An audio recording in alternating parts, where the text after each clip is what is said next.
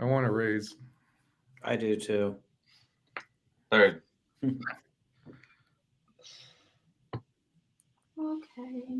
you are live. I guess we all have to Okay. get IDBM. We are officially live on Instagram and on StreamYard. All right. Nice. Let me turn this off. Yeah. And my gas has joined. I see that. Where'd you see that at? All right. On Instagram, we have some people joining. I'm not sure if the comments are going to translate over here, so I do also have the comments up here as well as Jake does. So someone just asked, what do you guys do on Instagram? If you guys want to just start talking about what you guys do here. Let's go ahead, Jake. Yeah, absolutely. Hey, what's up? I think it was a genetics, Hoodis Genetics. I'm Jake. I am the director of cultivation for Primo Danks in Kalamazoo, Michigan. We're about a 500 and light recreational grow. And you might know me as MI Gas on Instagram. And I've been working with SpecGrade doing sales and marketing for about a year now. So, yeah. My name's Rick Nathans. Doug Lauk and I work here at SpecGrade, and we wear many hats. We get involved with designing, engineering, and building our own LED grow lights, as well as we have a commercial industrial division that, and we got started back in 2010, designing, building our own commercial and industrial grow lights. Go slide number 1. Give you guys a little idea, because this kind of, if you bear with me, I'm going somewhere with this. The slide that you're seeing up there, it represents some of the applications that we got involved with. Everything from airports to sports arenas to highways and even penitentiaries. The takeaway from all this is this experience, this division that we have. A lot of our lights are over 100 feet up in the air, and if something goes wrong with those, we're held accountable for them. We're held accountable not only to repair those if they fail, but also for light levels. So it's the bar is quite high in the commercial industrial sandbox, and so consequently, Doug and I made a fundamental decision that everything that comes out of our facility is going to be over-engineered, and it's going to stand the test of time. So, and that has served us well in the horticulture world, because it's these grow lights are very vulnerable, as with any electronic, are vulnerable to failures. But especially with the environment, with high humidity and high temperature levels, and people touching them all the time and working around them, there's even a higher probability that something can go wrong with a grow light. But because they're over-engineered, meaning they're very robust, and we'll get into the details later, but we have an extremely small failure rate, and many of the matter of fact, I was just at a facility in Pittsburgh 2 days ago, and after 5 years, the light is performing just as well as it did on day one. That seems to be repeated over and over again. Very little degradation of the LED chip has happened because of our engineering and design of the light itself. Doug? Yeah, absolutely. I agree with Rick with what he was saying. I'm noticing some comments that are coming in. Jake, let's. Yeah. So SBNB hash. What's up, Anthony? That's actually one of our recent customers. He has a big business out in California, Pinnacle Sensors and Systems. I've got his environmental and substrate sensors in the facility that I run. So I use Pinnacle every day. So he was saying, "What's up? What's up, Anthony? Glad you're here."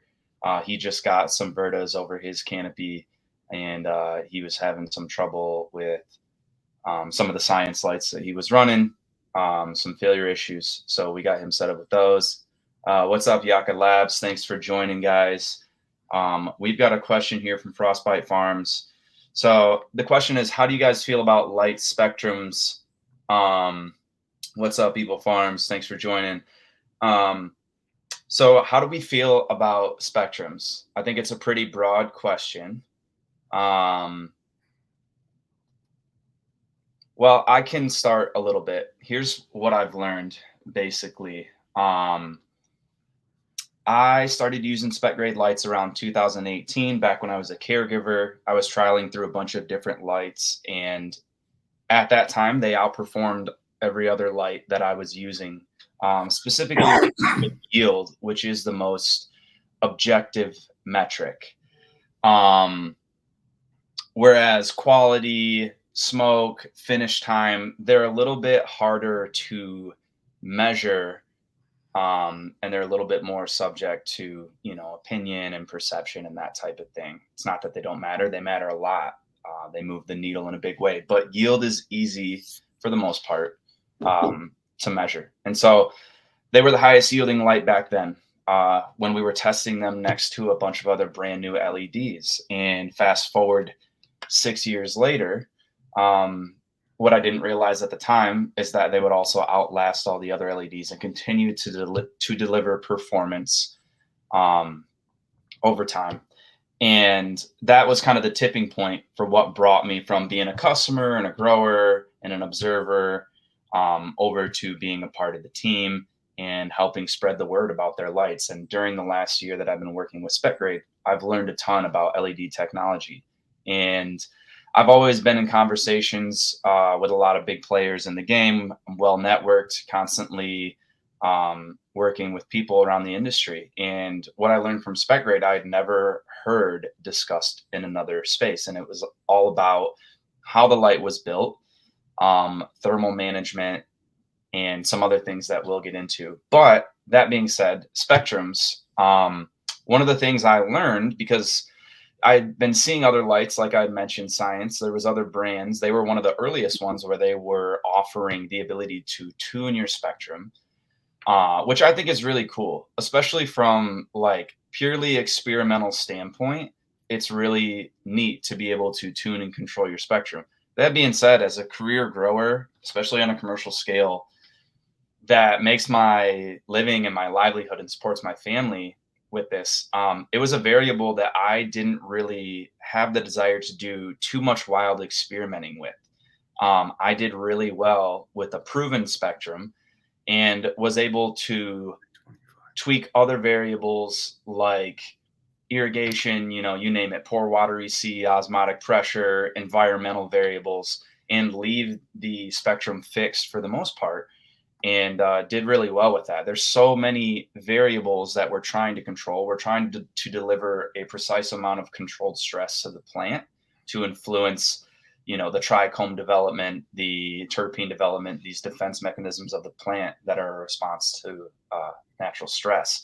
But we don't want to overstress it, because then you get things like herms, you get adverse plant health, you name it. And I think that people going wild with spectrums, we've seen this, and I tip my hat to people that are leading the charge on the experimental side. But, I'm not in a university setting where I'm insulated and the results don't matter. The results matter every day. The light bills are expensive and the market is competitive. So I'm learning a lot about spectrums as we go. And one of the things we've been doing at SpecGrade, specifically over the last couple of years, is working with UVA, supplemental UVA, and supplemental far red. The far red is 730 nanometers. And so we've had quite a few customers and growers out in the field. And that's been the biggest, most influential factor for us, I would say, from where I'm standing, which is a limited view compared to these other two guys here, the founders and owners of the company. But the far red and the Emerson effect that comes along with it when you use it after and or before the daily light cycle, which can speed up the ripening process, shorten your flower cycles, and increase the amount of harvest that you have in a given room per year, which is really good for a business. So one of the other things I learned, and here I am just being a mouthpiece for information that I've gotten directly from Doug and Rick here. So thank you guys. But early on in my work with SpecGrade, I said, hey, why don't we integrate these spectrums into a single light? And they said, that sounds great. And we've considered it and we've researched it and looked into it. But every spectrum has a specific, I understand, and correct me if I'm wrong at any point, guys, cut in and let me know, but has a specific milliamp draw on the driver. And when you toggle that draw with different spectrums, it's really hard on the driver and almost always leads to premature failure of the drivers. And so that's a road they didn't want to go down, because they didn't want to leave growers hanging with lights that are not working while they're in the middle of a run. And so they offer the supplemental bars, which allow you to independently control your UVA and your far red. So far red has been a big factor with the main thing is shortening the flower cycle and speeding up ripening. And then the UVA, we just recently got some reports and results back from case studies from customers that had been trialing the UVA. And we've had multiple customers now come back and say that they've seen objective improvements in cannabinoids and terpene content as far as testing from a laboratory goes with UVA exposure. So I'll leave it at that. I know we got some questions rolling in, but before we move on to other questions, Doug and Rick, do you want to weigh in on spectrum? Yeah, it's like 2025. This one again. Yeah. What we're all chasing here is the sun spectrum. This is what the sun looks like under a spectrometer at high noon without clouds. And each one of those colors represents what we're trying to simulate in artificial light. The backbone of our flowering of our plants is that 660 nanometers. That red, I'd give you a little bit of a 30,000 foot view. The 660 is the red, and the 460 is about the blues that we're using, and everything between those two is pretty much white light, and it's being shown with greens and yellows.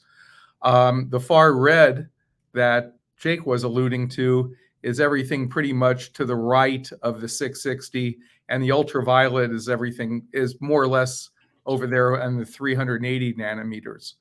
So the industry is still largely in the research and development stage, and what we're trying to do is, it seems like the amount of UV and far red is still questionable depending on the strain and the amount of, meaning the time and the intensity. So what Jake is doing with us, as well as a handful of other growers, is we're collaborating with them and trying to, 24, we're trying to get the right recipe and try to nail this thing down. So if it's very, very difficult, because there's so many moving parts to growing a plant, between the CO2 and the water and the nutrients and of course the light, that we're not. It's very difficult to isolate the spectrum from all those other variables. These are some spectrums that we have up on the screen that we are hanging our hat on today. The A1 spectrum is really it's a full spectrum. It's rich in blues and greens and yellow. I'm sorry, rich in reds and blues for flowering. The blue is represented. A lot of blue helps on the veg side of it. But at the end of the day, a full spectrum simulating the sun is what we're all trying to optimize. If we need a little extra flowering light, then something like the M1 in the lower left-hand corner is an excellent, is something that we'll use on inner canopy or under canopy light. And the problem with the RB1, which is just about almost all reds, is that the red, not only is it hard on the eyes for the workers that have to work under it, but it's also the red chips are very expensive, and it virtually doubles the cost of the light by saturating all red into a spectrum. So again, the takeaway is we're still in the experiment. The industry as a whole is still in the experimental phase of these spectrums, and but day by day we're getting more and more information and fine tuning it as to what really works. Now, one of the things that SpecGrade does, you have a couple different philosophies. Philosophy number one is just take all these, the UV, the far red, and we can get rid of that. Yeah. Take the UV and the far red and integrate it into one single circuit board, and then raise and lower the levels using RF technology. The other philosophy that we adhere to, because it's less vulnerable to something going wrong with it, is to simply put the UV, the far red, and on a separate circuit, and let you control it completely separately. And so, if anything, it's less using wires. Is less likely for something to go wrong, because somebody pushes the wrong button, turns the dial the wrong way at the wrong time. You could have a cataclysmic failure of, or if the RF technology should go down. So I jokingly say, if somebody opens their garage door at the wrong time down the block, who knows? And I don't think anybody. I think the risk way outweighs the reward. So our philosophy is basic meat and potatoes of taking those other spectrums and putting them on a completely different circuit and controlling them that way. Awesome. Thank you, Rick. Hey, Alyssa, I popped out of the live on my phone. I was going to read the comments off in order and answer questions in order, but I can't see them anymore. So we do have someone just says, Kusha Ava says, love the tester light you gave me and my pops. We have another question come in from Bullfellas. Has anyone checked what the difference of CO2 release in the first few minutes of illumination when using the first Emerson effect and not using it? And I can copy and paste that question here just so you can have that as well. Perfect. What's up, Drew? What's up, Nick? Someone saying hi in the chat here. Okay, so let me just get this in front of you.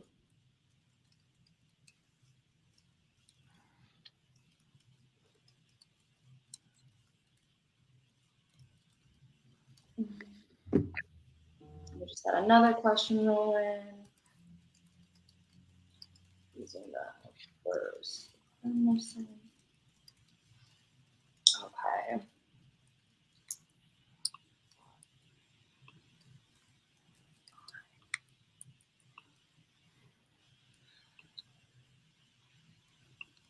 There's our first question here.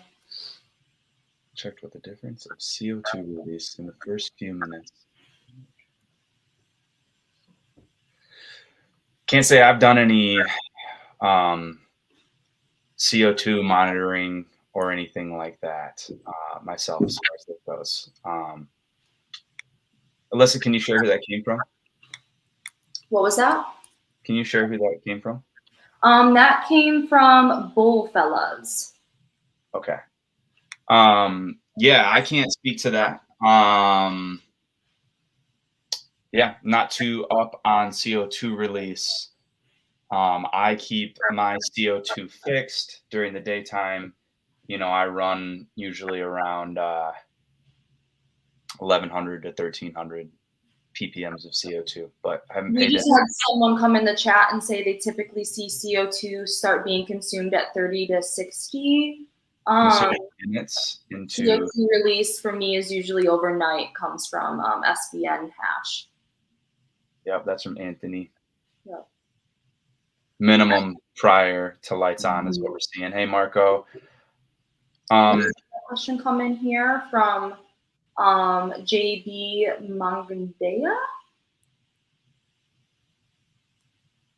Do your preset spectrum stay in the color spectrum while changing intensity? Or does the color spectrum change depending on how you change the intensities? No, everything. Go ahead, Doug. Yeah, they don't change when you change the intensity. That was something when we created the LED boards that we were very conscious of, and through our build process, they do not change from the lowest setting to the highest setting. Did you guys do certain testing to ensure that? Yeah, we actually ran them in a spectrometer and raised them up and down, stopped them at various positions, even ran them at different times. The intensity was achieved by dimming within the circuit. Okay. Another question here. How long does the spec lights last for the diode? How many days you got? Why don't you pull up number 2? Oops.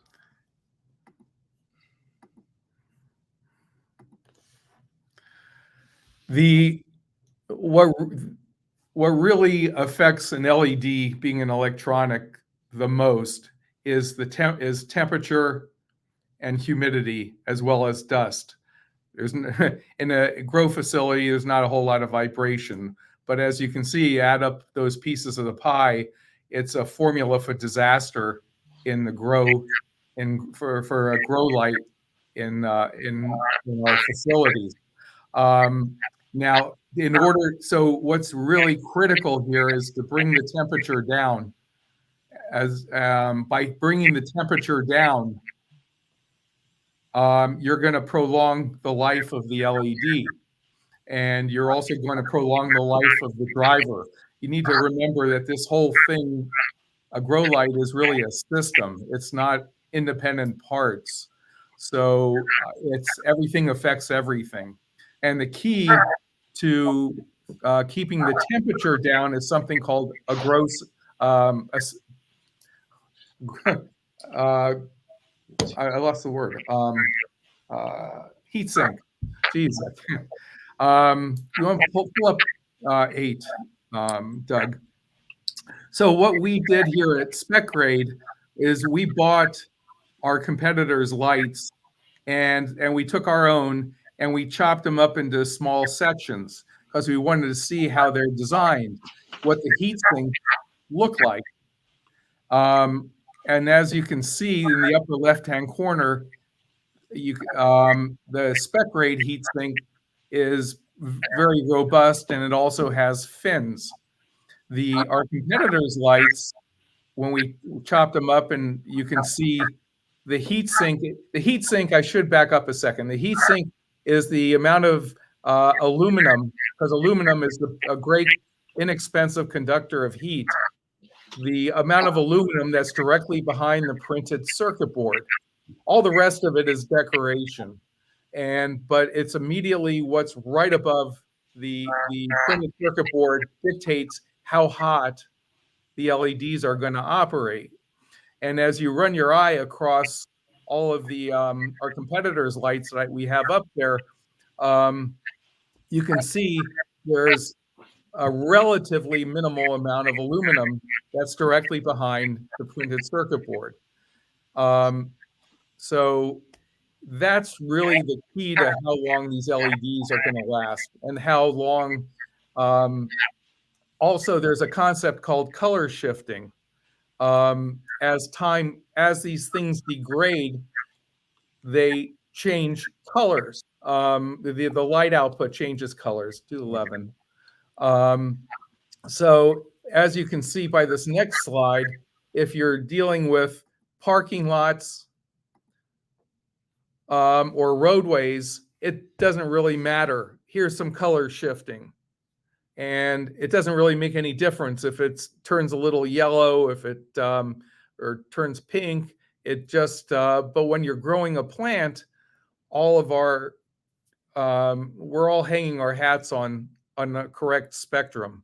So it's critical that the heat sinking be robust enough to pull the heat off of the LED, and so that the LED operates cool and doesn't do any of this color shifting.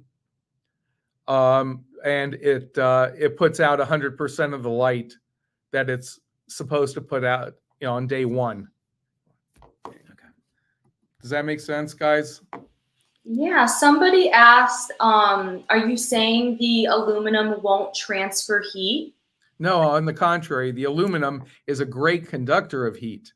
That's what this entire industry, all of our competitors, everybody is using aluminum as a conductor of heat. Plus 9. And Rick, I think that one of the things that I have been approached about in regards to that was I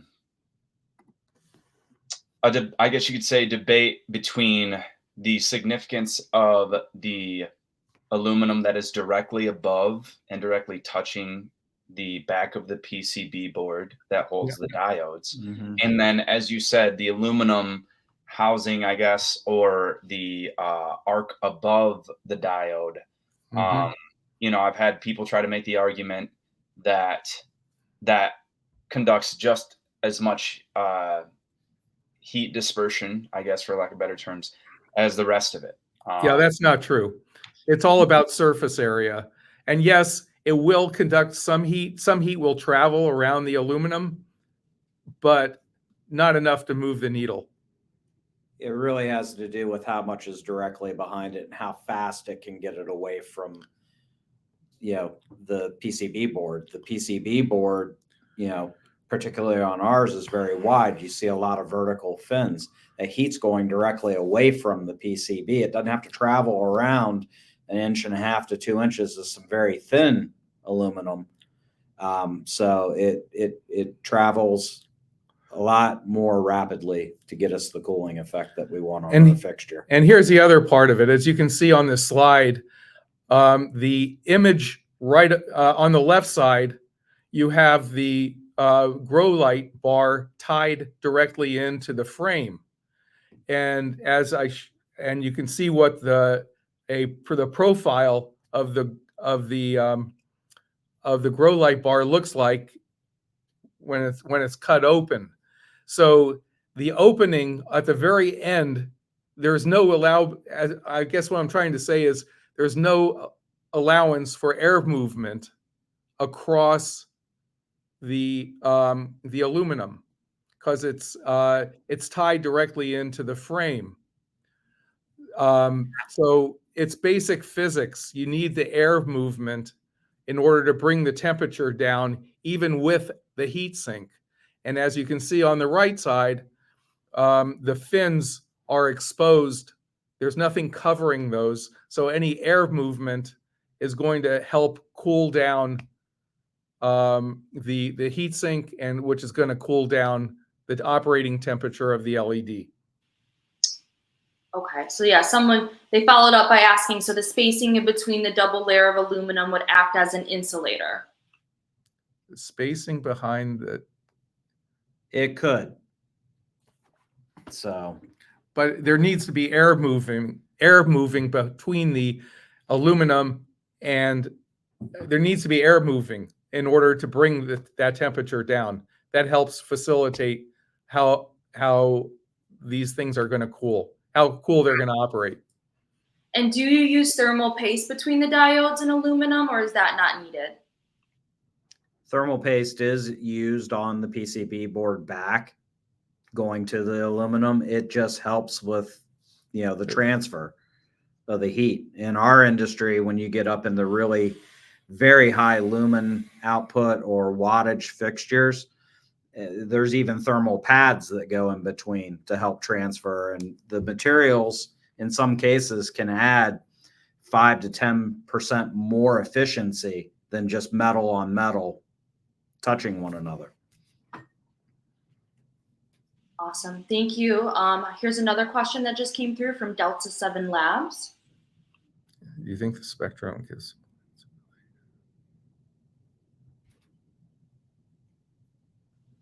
I can maybe speak to that. As Yeah. someone who grows pretty much every day for the last 7 to 10 years. I've used a lot of different LEDs, and I'll say this: true expression is kind of subjective, so it's a tricky one to answer. And kind of as I mentioned early in the live, there are a lot of variables that move the needle as far as influencing how your plant and the flower express. And so this is the best all-purpose spectrum that I've used personally. But that being said, spectrum is a hot topic. It's a sexy thing to talk about in the LED world. And it really catches people's attention. And there's a lot of allure to LED companies from a marketing standpoint to just focus on that, because that's what customers are interested about. And it is interesting. And there's a lot to it. But that being said, the results that I had in different rooms, different buildings, and different SpecGrade models, both the Verta and the Linea series, I experienced comparable or better plant bud expression, ripening, development. But I found with those categories, the changes that I made to environment, the changes that I made to irrigation were much more influential on the plant expression. But overall health, yield were the things that I felt I really saw a big difference in. And plant health and minimize stress ultimately give you the ability to control and have truly experiment with what is going to influence your plant's expression. And so I would say yes. I think it gives them the ability to maximize their true expression potential within the confines of an all-purpose spectrum. It's the best I've seen. So.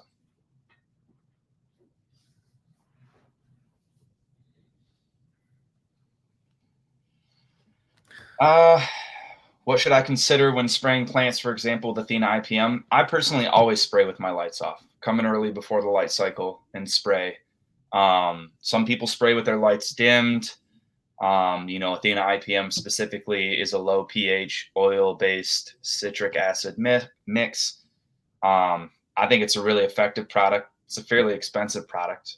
But yeah, I always go lights off. I know a lot of different growers. There's a lot of opinions on that. I don't know if there's a right answer, but I always err on the side of caution.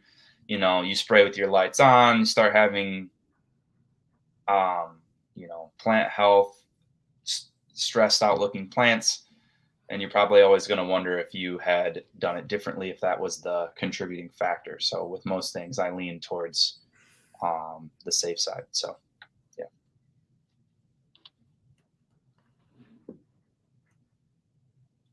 I don't know if we have any other questions right this second. I know that earlier Anthony of SBNB Hash and Pinnacle said that he was doing a ton of data collection. That was one of the comments that I caught before it deleted on me. Oh wait, I think it's coming back for me. let's see. But yeah, he said he was doing a ton of data collection, and so I'm really excited about that. I just wanted to acknowledge that. Thank you, Anthony. Looking forward to finding out what your reports say. Anthony's definitely one of the most, if not the most, intelligent as far as technology goes, growers in the industry that I've dealt with, especially someone that also is on the cultivation side. So.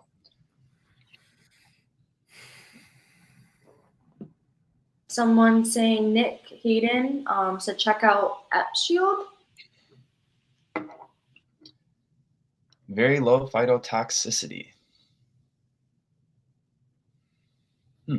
I'm not familiar with this. Rick, Doug, you guys familiar with this at all? I have never heard the word before. Other than the fact that, you know, photo is light and toxicity is obviously is, you know, it's ill health. I will say here, put up number 3, Doug. If you wrongly saturate, I'm not sure I'm going in the right direction here, but if you wrongly saturate a plant, you can obviously, I'm sure you guys can speak to this but more than I can. Spraying. I'm sorry, what now? That EpiShield is, if Jake, that might be for you. It looks like a. Yes, thank you, Nick, for elaborating on that. It says that was an answer to a previous question from Marco in regards to using products like Athena IPM. So Marco, Nick says, check out EpiShield, very low phytotoxicity. And also on that note, sorry to cut you off, Rick, but no, it's all right. Go ahead. Marco was clarifying. I meant, should I protect or cover the lights when spraying? Great question. You brought up a good point that I can speak to directly. I would say no, in my experience. Now I'm going to let these guys say their piece because maybe I'm wrong, but I agree with you, Jake. Go ahead and answer them. Okay, because I've had a very specific experience with this on certain things that I can't speak as much to, like Spectrum, for example. This was one of the main things that kind of piqued my interest as far as diving in more with LED technology and understanding what is different about each of these light companies and their designs. And I had this very specific experience with, you know, I had the highest performing, the SpecGrade gave us the best performance back in the early days. And we were building a commercial facility that I currently run now. And we were getting ready to outfit the facility with SpecGrade.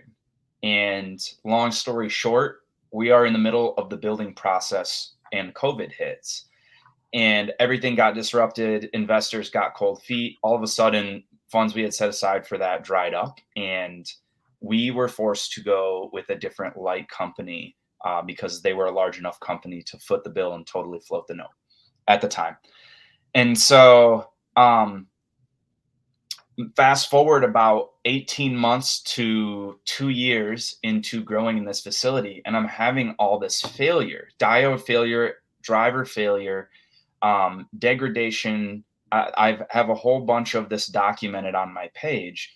I had PCB boards that were peeling off of the light, just total diode outage all across a whole bunch of different lights. And the worst violator was the 300-watt veg light of this other brand that we had about 4 feet from our tables and an average of about 2 feet from the plants. So this was on tiered racking. These veg lights were on the rack, and it's veg lights over veg plants. So they're running 18 hours a day. We're spraying them all the time. Every 3 to 4 days, they're getting sprayed. High humidity, high heat. It's a really harsh environment for electronics and mechanical components. And we had massive diode outage on these lights. Every single light out of 20 lights had anywhere from 20 to 60% of their diodes out. Somehow the lights were still functioning, but these lights were at waste level. So they went some time without us noticing, and that's partially my fault, that they were just totally failing. And I have to attribute a lot of that to the foliar sprays. And from a business standpoint, it doesn't make sense. Like, there's nothing I could have done. Like, I can't even imagine what I would have had to do to wrap these lights up in a way that they weren't exposed to the foliar spray, like cut open garbage bags and tape them over the racks. I don't know. I wouldn't have done it. And since then, I've replaced them with the SpecGrade Flora 300. It's the veg spectrum specific veg light, 300 watts from SpecGrade. And there is a cover over the diodes, and they're also well sealed, so no moisture can get in. And maybe you guys can speak a little bit more to how you engineered those, because that, to answer your question, Marco, before Doug and Rick get into how they've engineered the lights to protect them from sprays in harsh environments, that was one of the things that I noticed. You don't need to cover them, and they last a lot longer because they're built not only to properly maintain the heat that the light is putting out, but they also have these protective components like the conformal coating, which is the silicone coating over the diodes. And we've measured it objectively, I should say they have, which I've observed, and it's 4 to 8 times thicker than any competing light brand. A lot of 7 to 8 times thicker than a lot of the more popular light brands I'm seeing. And that has a lot to do with protecting the diodes, and that's on the Verta and the Linea. Whereas, as you can see here, the Flora has a lens over it, and it's, I don't know if that was their line of thinking, but it happens to work perfectly. The plants that are probably going to get sprayed the most, obviously in flower, you're usually not spraying past a certain point, if at all. These veg lights are incurring like the harshest life, and they need the most robust build. So I'll let you guys take it from there and talk a little bit more about how you built those. Well, the Flora that we're using now for veg, we're in the process of coming up with the second generation. We're still manufacturing the first gen, which has that lens over it, and that goes back to the very early days of SpecGrade. And we didn't realize at the time that putting a lens over the LED would result in a 3 to 7% light loss. That's what the LL stands for, is light loss. That was high grade optical lenses, and it still nevertheless reduced the amount of light that was coming off of the LEDs. So we opted to, in the next gen, we're opting to take that and just put conformal coating on it, which is to the right, you can see, and that has a 0% light loss associated with it. It does an excellent job. A lot of the industry uses it. We use it in our Linea, in our flower lights, our Linea and Verta series, and it does an excellent job. As Jake alluded to, we put at least 4 times what everybody else is using of protection over the LEDs. And I've seen other manufacturers' LEDs, and you end up around the edges with some water penetration, chemical penetration. But by really, it only costs a little bit extra money.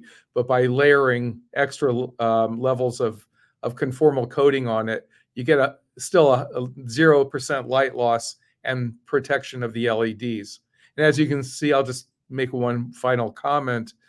Those one little known fact is, when we first thought we were going into the grow light business, we were going to call ourselves optic grade, only to discover that later that optics over an LED, there's pros and cons, but at the end of the day, it reduces the light output from anywhere from 7 to 11%, which is huge. especially given the fact of, what electricity costs, and the prices are not going down. So the takeaway is conformal coating works wonderfully. Glass lenses and optics are just, at the end of the day, going to cost you money, and you can spray down conformal coating. It's really a terrific protective layer over any electronic. It's not just LEDs, but every printed circuit board on this planet has a layer of conformal coating over it to protect the electronics. Awesome. This came through on Instagram chat. Pull up the slide. Start by 22, Doug.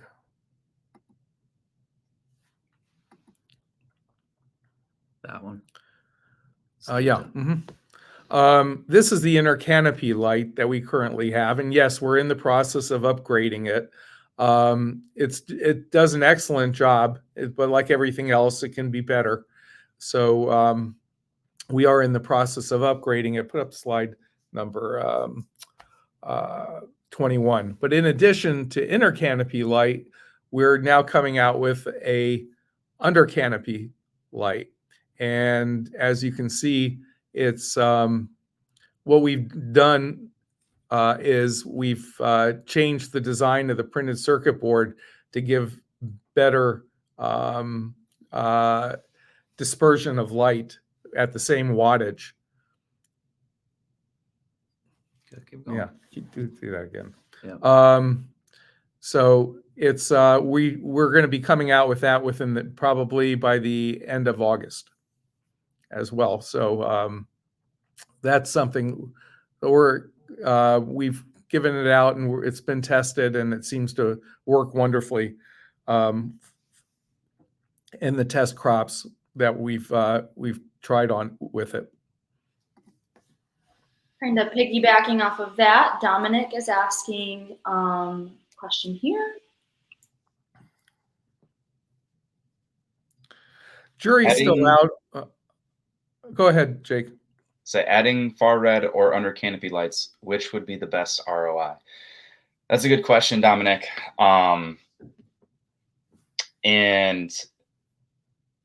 the truth is, I don't know for sure which one would be better, but I can tell you that they both move the needle, and they both play a significant role on improving ROI. And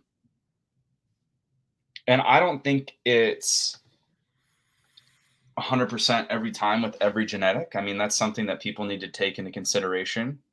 I think the majority of genetics and grows would do well with under canopy and far reds, but not every plant and DNA lineage is going to react the same to these. Some are just going to do better with it. But personally, I've had good ROI with under canopy, but there's things to be said for that as far as potential. It's one thing if you're building a brand new facility and that's built into the plans, which is going to be more common these days. But if you're retrofitting under canopies into a facility or a room, there's things to be taken into consideration, like power limitations and HVAC limitations and things like that, electrical upgrades. And so they definitely deliver, as far as I've seen, when it comes to crop uniformity for the end product, increasing yield, sometimes speeding up the ripening process, similar to far red, depending on the spectrum. And so you couple that with far red, and then you have you're really changing the game as far as the speed of ripening. But far red also, we're seeing a lot of people that are reporting anywhere from 5 and quite commonly 7 days shorter flower time on genetics that they have historical data on. And so going from 63 to 56 days of flower per harvest brings you from, I believe, around 5.7 to 5.9 harvests a year. And then I believe 56, if I'm not mistaken, is around 6.5 harvests per year. I mean, and that includes harvest and reset built into that time frame. So that's a big deal. If your yields are fixed, and then let's also assume that your price per unit is fixed, harvesting that much more is a big ROI. And I think that pays for itself pretty quickly. And so we are working on a lot of things. We're working on testing those under canopy lights that Rick is talking about. We've got some plans to potential solutions for the challenges when it comes along with the power obstacles, the electrical obstacles that come along with those. And so, yeah, you should be seeing that from us really soon. So they're both great. I don't know which one I would choose. I would probably just choose both if I could. They both make a big difference. So. And speaking of that far red bar, how many square feet do you think that covers coming from Nick? Well, the far red bar that we're currently using, which is 15 watts, it's in our Verta. If it's in a retrofit manner into our Verta, is covering approximately 16 square feet. And the same holds true with ultraviolet bar. Same wattage, 15 watts, and it fits into a 4x4 area. So also to add onto that, off the record, not SpecGrade's opinion, but me independently, I've seen people who, essentially you want one per fixture, and they house conveniently onto both the Linea and Verta flower fixtures from SpecGrade. They clip in nicely and connect easily. But we do see situations where growers are spreading lights across different footprints, usually based on limitations with whatever it might be, power or just capital. And you may see situations where the 720 watt Verta, which is intended to cover a 4x4 16 square foot space in order to maximize uniformity and performance, you may see that over, or I should say I've seen it over a 5x5 or some sort of wonky setup. And that being said, I think that if you have one per fixture, you're still going to get the job done, as far as triggering the plant, triggering that Emerson effect. Another question coming from Marco on Instagram regarding under canopy lighting. That's a Jake question. Yeah. Read that.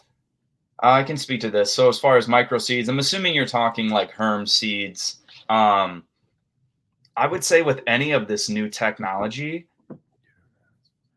it can be high risk if it's not well balanced. And some of these things, they're not necessarily for beginners, or they just may have a learning curve and they may take a little tweaking. Some genetics are going to be more sensitive to it.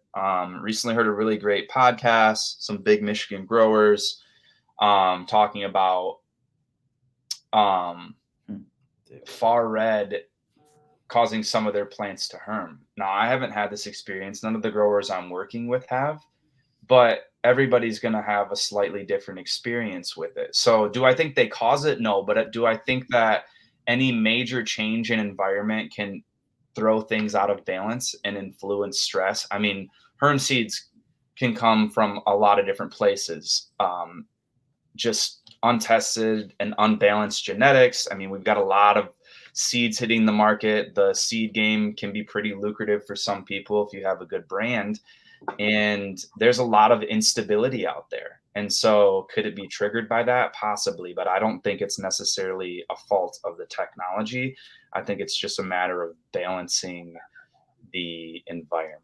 And so you have all of these new photons, all this new light hitting your plant. It's changing the amount of food in the form of nutrients that the plant's eating. It's changing the amount of water it's uptaking. You have people adding under canopy lighting and not adjusting their irrigation schedule. All of a sudden, your plant is drying back drastically, experiencing a bunch of drought stress. I mean, that's a recipe for herms or microseeds, as it's put here, if there was one of many. So can they result from it? They can result from anything if you have an imbalanced environment and the genetic is unstable. So. Thank you. TA Cultivators in the chat says these lights crush, quality you can feel before you even fire them up. Thank you. Thanks, man. Good to see you in here.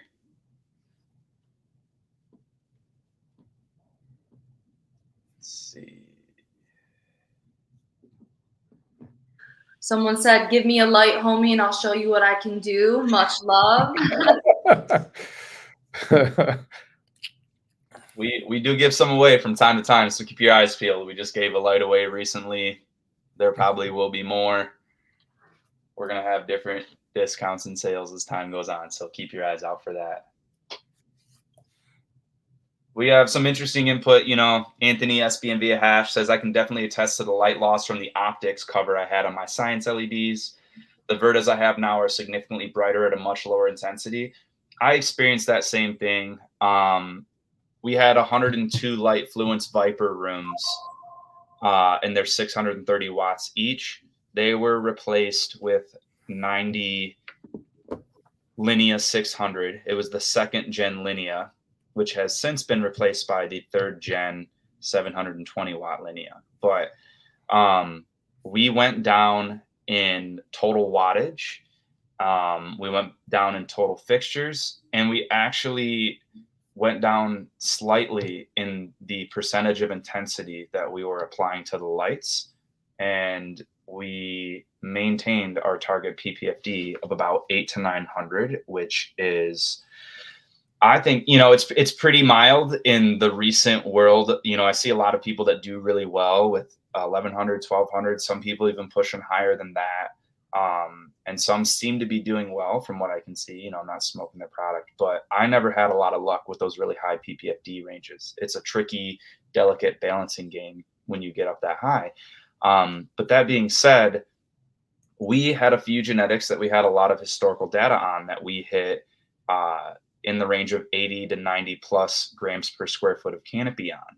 And that was after we lowered the intensity, we had less fixtures and less wattage between these two brands. And that's not just in reference to these lights that are used. That includes the yield reports that we had when the lights were brand new.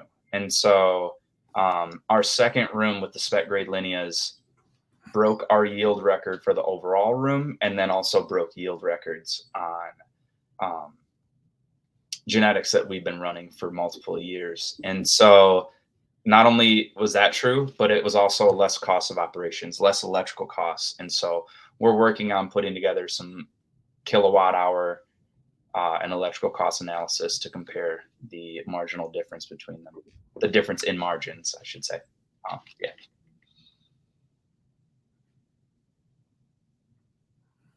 Anthony, definitely got to get you some under canopies. Let's see. We got some more stuff coming in here.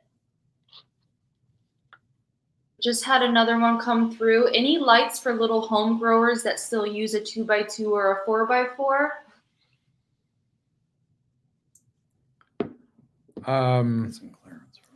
Yeah, if you visit our website, we have a 2x2 light that we're closing out. As a matter of fact, it's our Verta 4, and it measures a couple feet square.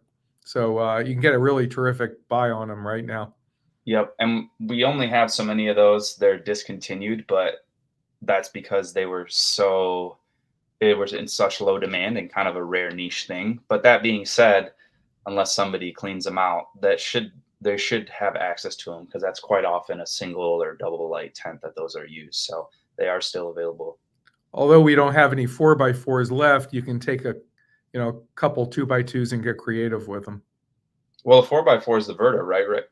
Yes, the closeouts I'm talking about. Oh, the no more closeouts. But yeah, we do. The 4x4 light that we have is the Verta. So. Yes, and that's readily available. Yes. All right. Any more questions here? Let's see. I think we've answered them all. Yeah. Okay, and it's been 1 hour. How about that? Went by. Hour exact. Yeah. Flash. Yeah, we can wait a second, see if any more questions roll in. But yeah, thank you everybody for asking great questions here. Yeah. Thanks everybody for joining. Let's see. We got David says, Jake, did you notice any difference in pore water EC accumulation and stability during bulking phase with lineas versus other lights? Good question. Did I notice any difference in pore water EC accumulation? I would say totally inconclusive, because I'm very frequently tweaking irrigation recipes, and sensor location is a bit, that's always, we try to get it right and get it perfect. So I would say I don't have any information on that. Counting on you, people that are smarter than me, like David and like Anthony. So TA cultivators, SB&V, you're the guys we're looking to collect that data and report back to us. I mean, you're really much more qualified to properly collect the data, analyze it, and compile it for report. Not trying to skirt any work here, but that's the truth. So I don't have any information on that. No trends that I noticed. It wasn't something I was watching closely. I think if there would have been major differences, I would have noticed, but I didn't see too much with that.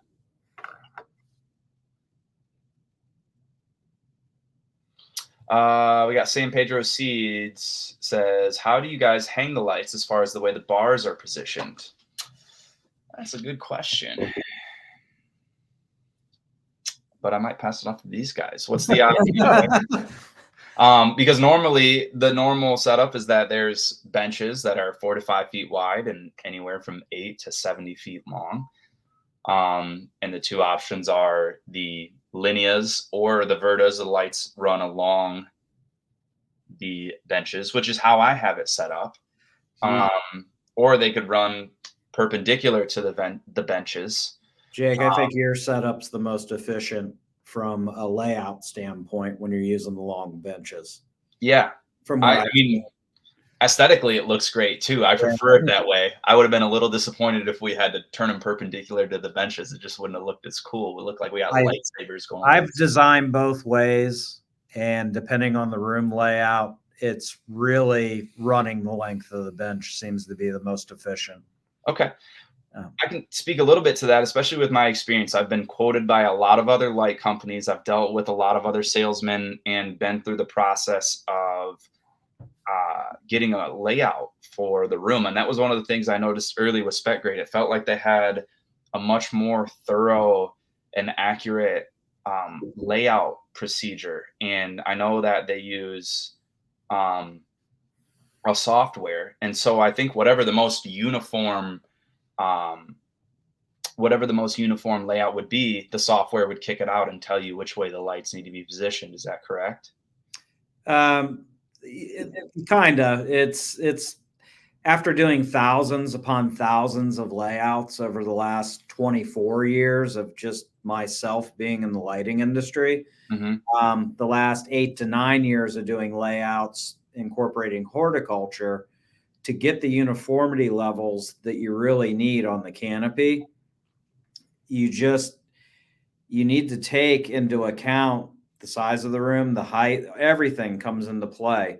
And then knowing how to work within the confines of the software. This isn't something that, we send the light to a lab. The lab gives us the electronic file back. When we do our UL testing, we get a file back from UL that says, this is what your light is to use within modeling software. There's only 3 or 4 softwares out there in the world that can model light.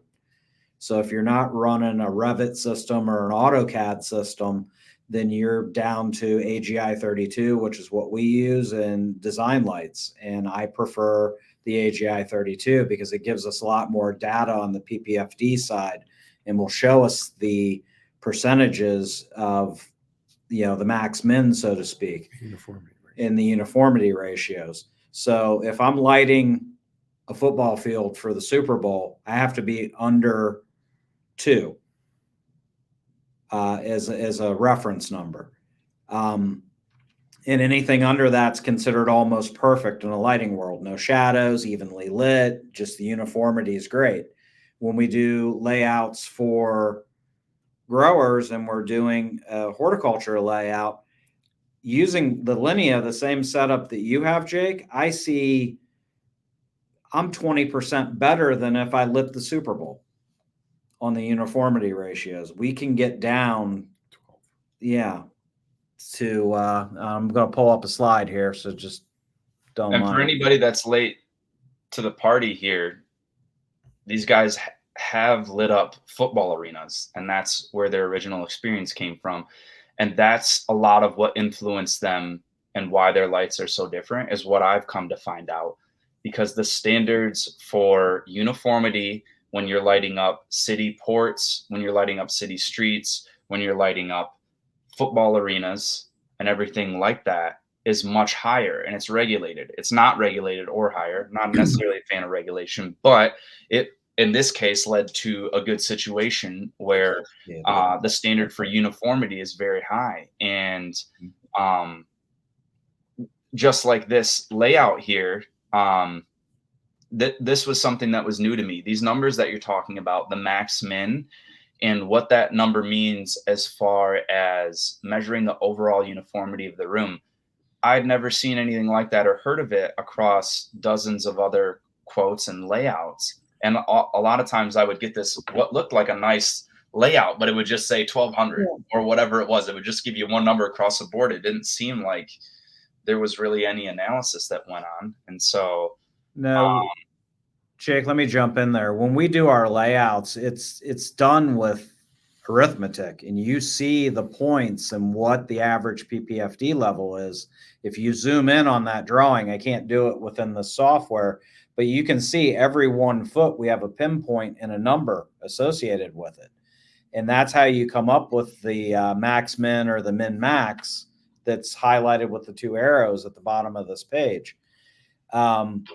I've found when the few times I've seen competitors' layouts, they reference this same information by just using color in like a thermal image.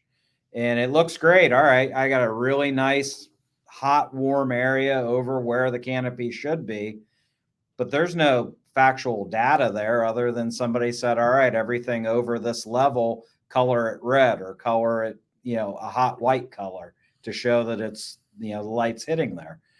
When we give you these layouts, we're giving you the actual scientific data for you to review. And we're more than happy to jump on a call with you and explain how those ratios are derived, because those ratios of average min and max min can make the difference between making a profit and not making a profit. And it requires quite a bit of explanation, which is beyond the scope of this podcast. But we're more than happy to generate these metrics for you and jump on a call and explain to you what it exactly means. And you can actually quantify the results and determine how the uniformity is going to affect your bottom line. It's going to affect your yields. So if there's a swing of 10% between our light and somebody else's light, you can expect 10% less yield.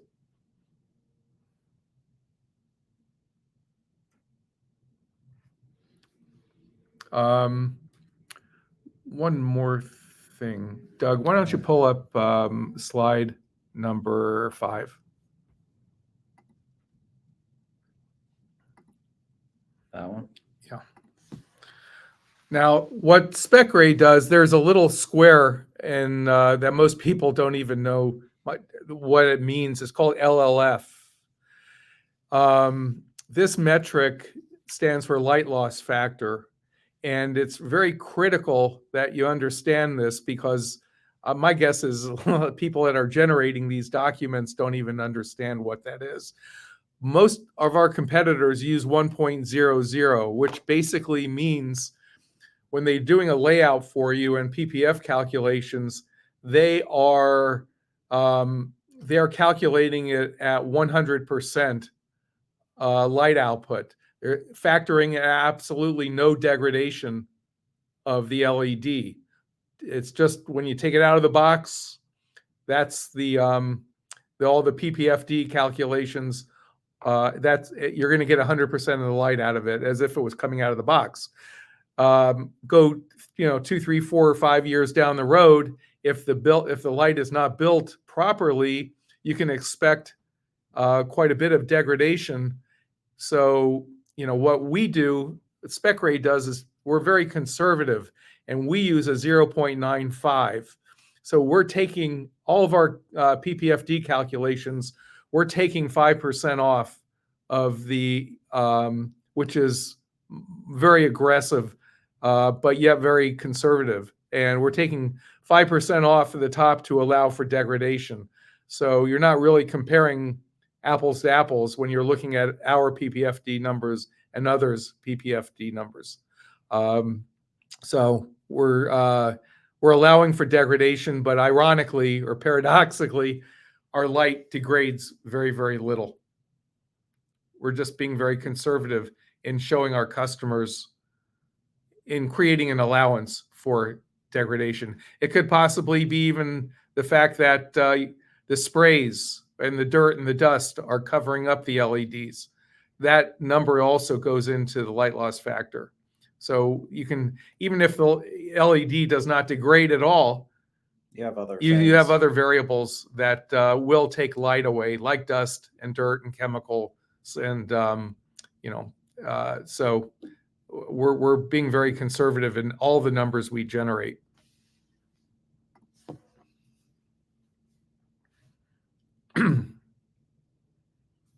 One more slide, Doug. Pull it back. Pull up number 8 again. One more point before we leave. Yeah, that one. You get another question. Let me just touch on this. If you notice, our printed circuit board is 2 inches in the upper left-hand corner, is 2 inches wide. Our competitors' lights are generally anywhere from 7/8 of an inch to 1 inch wide. Which one's going to give you better uniformity? I'll pose that as a question. That's something that everybody, should consider. Uniformity is a very important issue. It has not been brought up much by anybody other than Jake, Doug, and myself. But the uniformity levels, as are indicated by the average min and max min ratios, I can't emphasize it enough that it behooves everyone to get their head around those numbers, because it's going to dictate how profitable you're going to be, to a certain extent anyway. All right. Hold on, just hit remove. I'm answering a question. Yeah, speaking to uniformity, we did have this come through from Cole O'Connor on Instagram. I can answer this. The difference between the Linea and the Verta series, they actually can both achieve the same uniformity. But with the Linea, with the trend of people going to mobile tables, I'm able to hang the Linea a little bit higher because we designed it to be used in a greenhouse or over open tables. So I needed something that I could have up a couple feet higher than what we get with the Verta in a rack, and be able to get the same outputs, the same uniformity. It all depends on the layout and how you weave the lights into that room. There's a lot of things that go into it, but they're basically, uniformity is the same result for both. Good answer. One thing I wanted to add to that, another factor to take into consideration is your ceiling height, of course. And I think that if you have really high ceilings and you plan to have a lot of variability between your plant height, just between genetics and whatever other factors, sometimes the Linea can be really beneficial because if you have your plants fixed to the ceiling, not on light movers, you may have a little bit more flexibility in that, as opposed to if you have lower ceilings, or if you have if you're on a tiered racking system, then the Verta is the obvious answer. So just to expand on Doug's point, it's really dependent on the setup. Now pull up 14.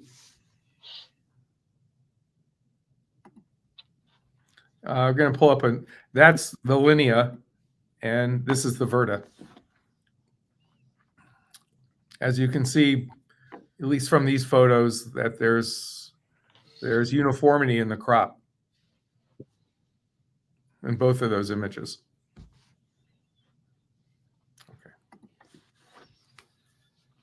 We had a question come through from Noah. Where in Europe could I buy your lights, not for commercial use? Just give us a call. We'll work out Direct. something. We don't have any distributors in Europe. Yep, hit up the SpecGrade LED Instagram page that this live is on. You can DM there. You can go right to the website and order. We don't have distributors in Europe, but we do ship. It can be expensive to go overseas, so we're working on solutions for that. You know, every country is different with customs and whatnot, but they are available to ship anywhere, and you can order direct. Awesome. Thank you. Yeah.